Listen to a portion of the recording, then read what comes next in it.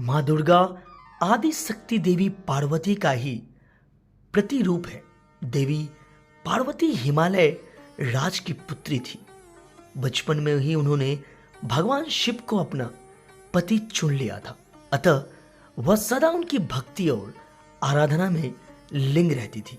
विवाह योग्य होने पर भोले शंकर को पति के रूप में पाने की कामना में वह एक ऊंचे पर्वत पर जाकर तप करने लगी।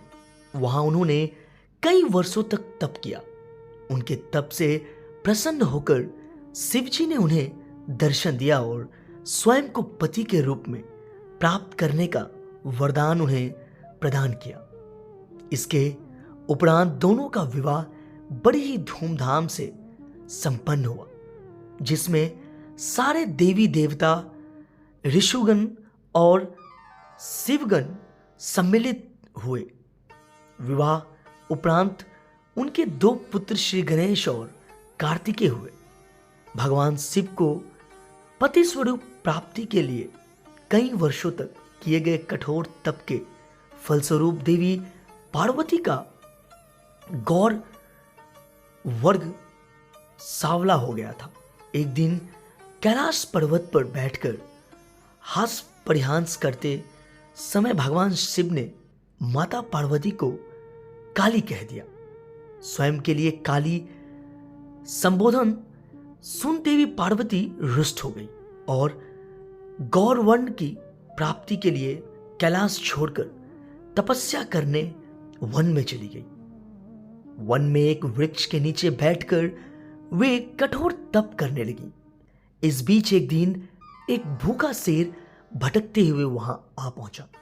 देवी पार्वती को देख उनका भक्षण कर अपनी श्रद्धा शांत करने की मनसा से वह उनके समीप पहुंचा, किंतु देवी पार्वती के तप का तेज इतना था कि वह शेर उनका भक्षण ना कर सका और वहीं बैठकर उनकी तपस्या समाप्ति की परीक्षा करने लगा।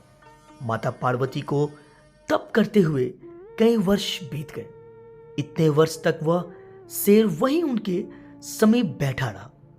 एक क्षण को भी वह अपने स्थान से नहीं हिला। अंतः देवी पार्वती के तप से प्रसन्न होकर शिवजी ने उन्हें दर्शन दिए और गौरवर्ण का वरदान प्रदान किया। वरदान प्राप्ति उपरांत शिवजी के निर्देश अनुसार देवी पार्वती गंगा के तट पर पहुंची।